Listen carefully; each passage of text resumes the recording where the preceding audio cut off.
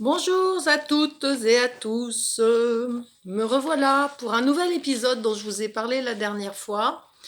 J'ai dit que je vous parlerai de la maladie. Alors, en fonction de mon parcours, bien sûr, ce que je peux témoigner de mon vécu et pas de celui de quelqu'un d'autre. Donc, je vais vous parler de mon petit parcours au niveau de la maladie, du corps physique. Ce fut une grande aventure. Alors, hormis, je crois que c'est j'allais dire la capsule, j'aime pas ce terme, mais c'est trop à la mode, je dirais que c'est il me semble, l'épisode numéro 11. 11 étant la force dans le tarot. Tiens donc. Alors, début du parcours, la petite enfance, je dirais maladie infantile, apparemment otite. C'est mes parents qui disent ça, donc je dirais oui, otite. Après, j'ai pas beaucoup de souvenirs de maladies particulières. Je me souviens juste, c'était plutôt psychologique chez moi. Émotionnel, un émotionnel assez en souffrance. Ça oui, ça, fragilité là-dessus. Après, quand je suis arrivée au lycée hôtelier, je devais avoir dans les 16 ans, à peu près, oui. Et j'ai eu des maux de ventre. Je pense que c'était le stress, mais j'étais vraiment pliée en deux. Alors les règles douloureuses, maux de ventre, mais vraiment être pliée en deux, hein. Je me souviens aussi que je faisais ce que j'appelais des crises de froid. Je crois que ça, je sais plus le nom. Moi, je perds la mémoire en fait. Mais c'est-à-dire que d'un coup, je grelottais et il fallait des montagnes d'une couette, des couettes pour me réchauffer. Et c'est comme si il fallait pas m'abandonner. C'était mais très très très puissant, très fort. Et j'avais du mal. Et puis c'était invivable ce truc-là. Voilà. Donc ça, bah aujourd'hui ça a passé. Ça a passé il y a pas si longtemps que ça. Je dirais que ça fait 5, 6 ans. 6 ans. Euh, Envolé. J'ai dû guérir quelque chose d'assez énorme. Donc j'ai mis ces maux de ventre et tout ça sur le stress, je dirais, mais je pense qu'il peut y avoir des mémoires aussi. Ensuite, dans mon parcours santé, on va dire que j'ai fait des fausses couches. En fait, ma maman a pris pendant qu'elle était enceinte de moi du Distilbène, un médicament charmant, hein, qui faisait que les femmes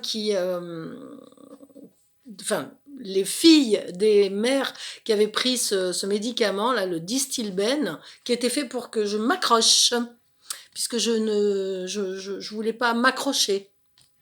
Très révélateur. Ça peut donner plein alors, soit la stérilité, soit des utérus rétroversés, bon, enfin, bon, des trucs bien sympathiques. Donc en 1989, je me marie, mais en fait, je suis enceinte le jour du mariage, je ne le sais pas. Et bah, peu de temps après, je m'aperçois, enfin voilà, on s'aperçoit avec le médecin que c'est un œuf clair, donc fausse couche, curetage, nanana. 1990, rebelote. Deuxième édition, ça commence à me chatouiller un petit peu là, voilà, m'inquiéter, je dirais, sur le fait que je peux donner la vie. 1991. Alors 1991, de mémoire, je ne sais plus exactement à quelle période.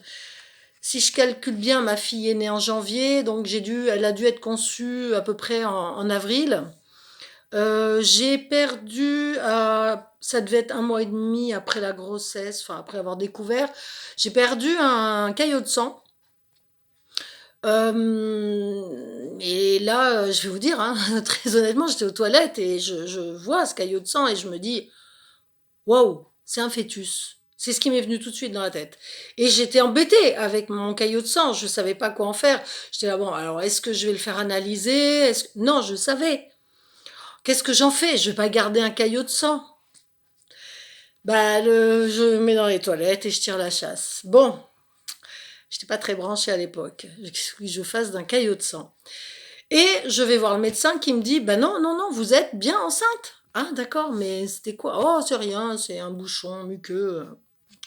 Non, non, non. Moi, je savais. J'ai préparé des notes parce que la suite est quand même, voilà, sympathique. Et donc, ce même été 1991, je commence à avoir des symptômes un peu désagréables, je dirais. Des douleurs à l'épaule ou au cou, hein, c'est-à-dire je ne pouvais pas tourner la tête pour conduire en voiture. J'ai des problèmes de peau, je sais plus où, je crois au coin de la bouche, de la perlèche, des trucs comme ça. Donc, alors, j'avais des crèmes un peu partout, ou des trucs sur le visage, je sais plus. Et puis c'est l'été, hein, il fait chaud, donc je me dis, bon, soleil, je sais pas. Et puis ces douleurs quand même assez intenses, je crois qu'il y avait aussi les chevilles, genre des œdèmes, des choses comme ça. Donc ces douleurs, elles vont de toute façon tout le temps, tout le temps, tout le temps être présentes, quasi tout le temps, de cet été 1991 jusqu'au diagnostic 1998. 7 ans de douleur, 7 ans de souffrance non reconnue par mon médecin traitant, qui me disait que enfin, que je somatisais et que voilà, c'était psychologique. Oui, oui, oui. Alors des fois, je dormais pas la nuit, je prenais des cachetons. Je peux vous dire que c'est pas le Doliprane que je prenais, hein, c'était des, comment ça s'appelle l'autre non, j'ai perdu le nom, mais c'est pas la même molécule. Des anti-inflammatoires, j'en ai pris à gogo, vraiment à gogo, parce qu'il fallait soulager les douleurs. Donc en 1992, ma fille naît.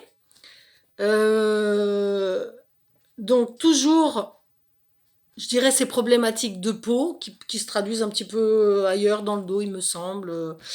Et puis après, d'un coup, un hiver, je me souviens, j'étais du côté de Font-Romeu en vacances, et je me retrouve avec le bout des doigts tout blanc, comme gelé, comme mort, voilà, la dernière phalange. Et on me dit, c'est le syndrome de Raynaud, c'est-à-dire que le sang, il va pas jusqu'au bout, ça circule pas bien. Alors je mettais des gants, puis des surgants, enfin, bref, toujours les douleurs et les problèmes de peau, ça allait ensemble. Puis, alors je sais plus exactement les périodes, mais j'ai le souvenir que j'ai fait des vertiges vertigineux. C'est-à-dire que je pouvais, par exemple, même étant couchée, c'est-à-dire le matin, je me réveillais et j'avais le plafond qui tournait, mais pas qui tournait gentiment, machin. C'est qu'à chaque fois, j'avais l'impression que j'allais mourir, mais mourir. Et c'était horrible, et ça pouvait me prendre n'importe quand. Alors les pompiers sont venus un paquet de fois. Ça pouvait me prendre dans la rue, n'importe quel moment, mais j'étais mal. Ça durait trop longtemps, mais je sais pas, 5 minutes le plafond qui tourne, mais ça paraît interminable, peut-être moins, peut-être plus. En tout cas, la crise, elle durait en général un bon quart d'heure. C'était invivable. Et j'en avais une trouille de ces vertiges. Oui, c'était vertigineux, ça tournait, mais tellement, tellement, tellement vite, c'était horrible. Donc ça, c'est toutes ces choses, en fait, s'amplifiaient. Je maigrissais aussi. Bon, c'est bien parce que c'était l'après-grossesse, hein, il fallait perdre du poids, bah, j'en ai perdu. J'en ai perdu beaucoup, j'étais assez maigre de visage. Et puis, ben, le 3 juin 1995, ma grand-mère maternelle décède. C'est un choc immense pour moi, immense. C'est un cataclysme, un bouleversement. Je ne sais pas si j'étais vraiment préparée à ça. Je suis à faune pendant une semaine. Pendant une semaine, alors j'ai fait une batterie d'examen, rien du tout, rien. À faune, l'émotion, ça m'a coupé le sifflet. Et tout ça, ça continue. J'ai une espèce de déprime, je suis pas bien, douleur, j'ai mal tout le temps, je fais pas ce que je veux, sans douleur quoi en fait. C'est-à-dire j'ai très peu de répit et même en me cachetonnant, c'est difficilement supportable. En juin 1998, mon médecin traitant m'envoie à l'hôpital pour faire des examens, une batterie d'examens. comment on appelle, un prélèvement de peau, des analyses d'urine, etc. Tout un tas de choses pendant 3 jours, hein, exactement 15, 16, 17, j'ai retrouvé mes papiers. Au final, diagnostic, voilà madame. Je suis en face du médecin et il me dit voilà, vous avez un lupus érythématodisséminé. Qu'est-ce? Il me dit c'est pas un cancer, c'est la bonne nouvelle. Ah oui, c'est vrai, c'est formidable. Alors, madame, vous aurez cette maladie à vie, voilà, et vous pouvez en mourir. Wouh! Super, c'est pas un cancer. Il me dit, l'avantage de cette maladie, c'est que justement, quand on l'a, ça peut éviter, on n'a pas, c'est ou cancer ou lupus. On n'a pas les deux. Bah, dans ma tête, j'ai enregistré ça, ça me va très bien. Mais lupus érythématodisséminé, c'est quoi ce truc? C'est une maladie assez complexe puisque elle peut toucher la peau, les articulations et les organes vitaux. Youpi. Alors, la bonne nouvelle, c'est qu'on peut soulager avec un traitement à la cortisone. Et donc, très vite, j'ai démarré tout de suite un traitement à la cortisone. Je crois que c'était 50 mg, 60, je ne sais plus. Fort. Et donc,